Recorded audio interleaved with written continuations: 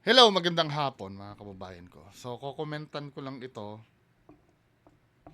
Si Cavite 4th District Representative Kiko Barsaga sinuspende daw ng kamera. Tingnan nga, panoorin nga natin to. 60 araw sinuspinde si Cavite 4th District Representative Kiko Barsaga dahil sa kanyang kontrobersyal na social media post. Inutusan din si Barsaga ng Kamara na burahin ang mga naturang post sa loob ng 24 oras. Ang sagot ni Barsaga sa kanyang suspensyon sa unang balita ni Darlene Kai. Kayo po na nakaupo, subukan nyo namang tumayo. At baka mamyaw-meow-meow. Good afternoon. Good afternoon, Kiko. Kumusta na yung kaso ni Tito Romualdez mo? Yung ano pala? Oh, ayaw sumagot. Ayaw sumagot, natatakot. Huwag ganyan, boss. Huwag ganyan. Nagalit na si Rep Garin. Naging kontrobersyal si Cavite 4th District Representative Kiko Kasi, Barzaga sa yung galawan niya kasi, hindi marami natutuwa sa ginagawa niya. Siguro dahil nafu-fulfill yung gusto ng iba na kontrahin niya yung sila Romualdez, di ba? Pero sometimes kasi kailangan mo maging professional eh. Dahil nasa professional settings ka eh. Maintindihan ko kung ito ay talagang full-time social media personality. Pero member ka ng House of Representatives. Di ba? May mga chance ka na pwede mong ipahayag yung gusto mo na hindi ka naman nagmumukhang ing-ing, di ba? Parang lang kasi eh. mga video na ito na siya mismo ang nag-post sa kanyang social media pages. Mga post ni Barzaga ang basehan ng committee report ng House Ethics Committee na pinagtibay kahapon sa plenaryo. Inirekomenda ng komite na suspindihin si Barzaga dahil sa ilang social media post niya na umano'y malaswa, nakababasto sa ibang opisyal ng gobyerno at nagsusulong ng pagkakawatak-watak. 249 ang bumoto pabor, 5 ang hindi, 11 ang nag-abstain. Dahil dito, 60 araw suspendido si Barzaga dahil sa umano'y disorderly conduct o Pero matalino naman siya no? Pag nagsalita siya, mukhang alam niya naman yung sinasabi niya. Kaya nga lang, yung niya, yung galawan niya lang talaga ang kakatwa. Di ba? asal na hindi katanggap-tanggap para sa isang miyembro ng House of Representatives. Recommends the imposition of the penalty of 60 days suspension from office without the benefit of salaries and allowances.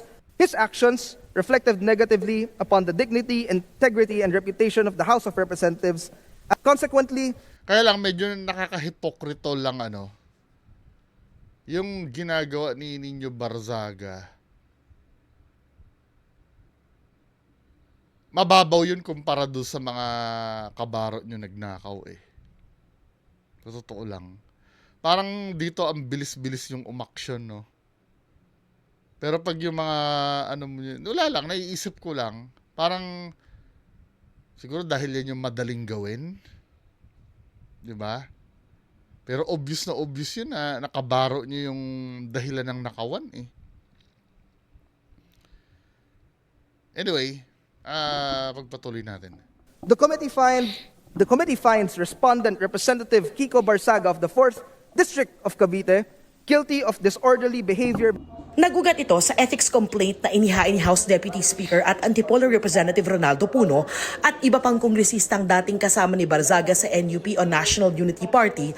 Ayon sa komite, lumabag si Barzaga sa rules ng Kamara base sa Republic Act 6713 o Code of Conduct and Ethical Standards for Public Officials and Employees.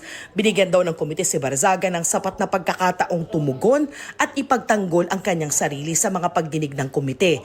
Pero ayaw nilang makipagtulungan ni Barzaga. Hindi sumipot si Barzaga sa unang pagdinig ng komite dahil abala raw siya sa paglalaro ng video games noong gabi bago pagbotohan ng committee report sa nagbigay ng pahayag si Barzaga.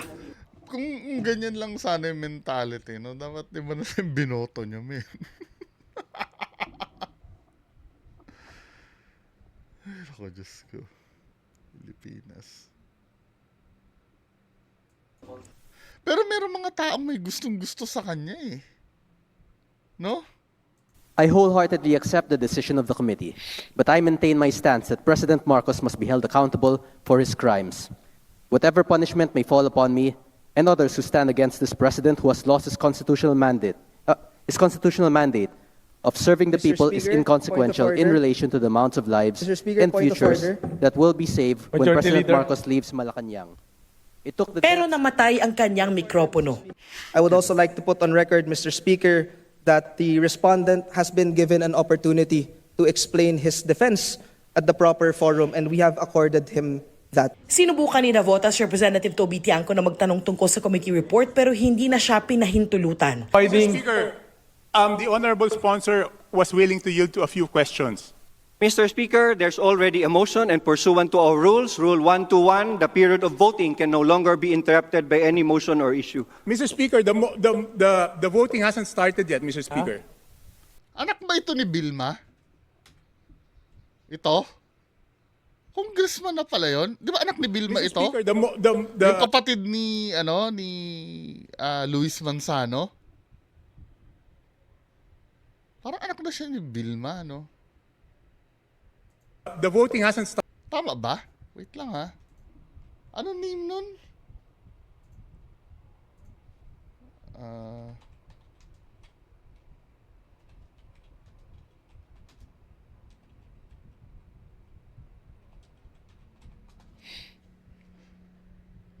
Ryan Recto, oo nga.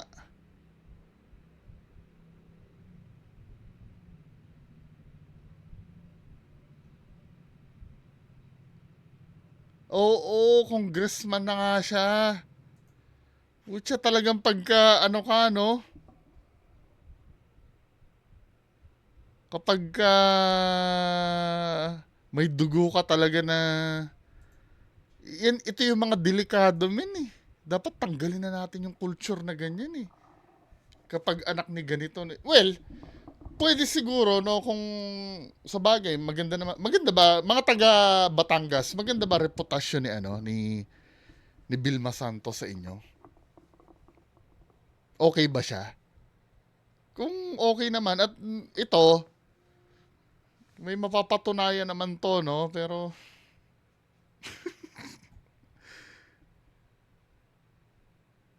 Kasi dapat, dito nagsisimula yung dynasty. Anyway, doon tayo sa main issue. Yung kay Kiko Barsaga. Started yet, Mr. Speaker. Mr. Speaker, I do not hear the chairman yielding to any more questions.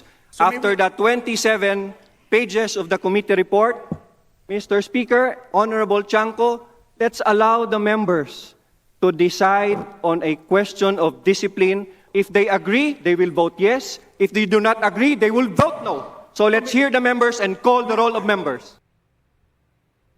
Pagkatapos ng botohan, ipinaliwanag ng ilang kongresistang bumoto ng hindi pabor sa committee report ang kanilang boto.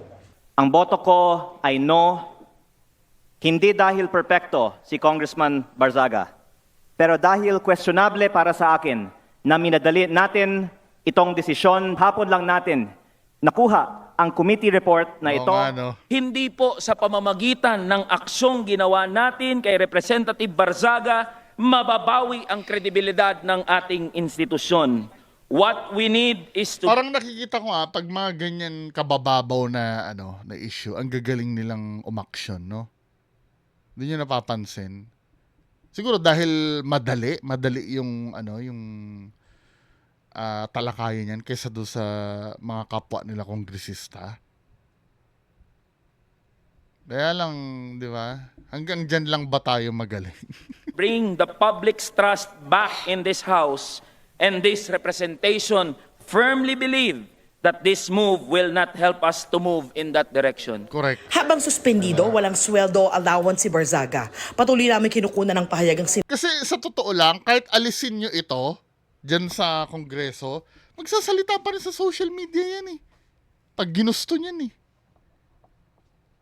Hindi naman nakatulong yung niyan eh, yung suspension yan eh. Ang dapat pinigilan dyan, iboto yan. Kaya sa totoo lang, wala ito kung matigas din ang ulo niyan. Hindi naman susunod yan eh. Sinuspinding Pustahan tayo, darating pa yung time na, na ito ay matatanggal pa. Gagawin nyo pang martir ito eh. Ay, naku, maniwala kayo sa akin. Bukod sa 60-day suspension, binalaan din si Barzaga na ang pag-ulit sa kaparehong asal ay magreresulta sa mas matinding parusa. Inutusan din siya ng komite na burahin ang mga inireklamong social media posts sa loob ng 24 oras. Ito ang unang balik. Grabe, hindi naman sa kinakampihan ko ako. Isa rin ako sa parang naaanuhan dyan kay Kiko Barzaga. Pero, ano ba na worth it ba na pag-aksayahan nyo ng oras ito? O, sabihin nyo nasisira yung image ng camera, whatever. Di ba mas malulupit pang makasira ng image yung mga magnanakaw kaysa dyan? Ang bilis ng sa kanya eh. Kasi inuulit ko, isuspindi mo man yan o tanggalin mo man yan sa pagka congressman yan, magpo-post pa rin yan, same pa rin yung effect nun. Mas na-elevate pa nga yung nito eh, yung power niya eh, nung pinag-initan nyo dyan eh, dahil iisipin lalo ng tao, importante yan. 'Di ba? Pakinggan natin yung speech ni Lebiste. Natin nakuha ang committee report na ito at si Congressman Barzaga lang ang sinampahan ng kaso ng Committee on Ethics. Oo nga, 'di ba? Ang boto ko ay no, lalo na dahil inuuna natin ang kaso niya kaysa sa mga mas seryosong isyung kinaharap ng isa sa mga kasamahan natin. Isang kapwa kong Batanggenyo na nandito ngayon na bumoto sa kaso ni Congressman Barzaga. Hindi ba nakakahiya maging miyembro ng Kongreso dahil parang naging normal na meron tayong isang kasamahan na inakusahan na nagbayad para sa mahigit 100 billion pesos ng mga kontrata sa DPWH? Diba? Para bang tinatanggap natin na normal lang magkaroon ng kasamahan na iniugnay sa pagnanakaw ng bilyong-bilyong piso na hindi iniimbestigahan na ng Committee on Ethics, Public Works o Infracom, samantalang inuunan natin ang kaso ni Congressman Barzaga. Habang Exactly. hindi man lang natin pinaglalaanan ng masusing atensyon ang mas mabigat na aligasyon, lumalabas na parang okay lang magnakaw sa Kongreso. Nakatala na sa kasaysayan na sa gitna ng matinding kontrobersiya sa korupsyon, ito ang inuna ng Kongreso at parang lang walang mali sa ginagawa ng isa sa ating kasamahan at tayo mismo ay ngayon sumisira sa imahe ng Kongreso. Mahiya naman tayo. 'Di ba? May point siya eh. Kung ako tatanungin nyo pero hindi ko naman kayo masisisi kung ayaw nyo kay Kiko Barzaga.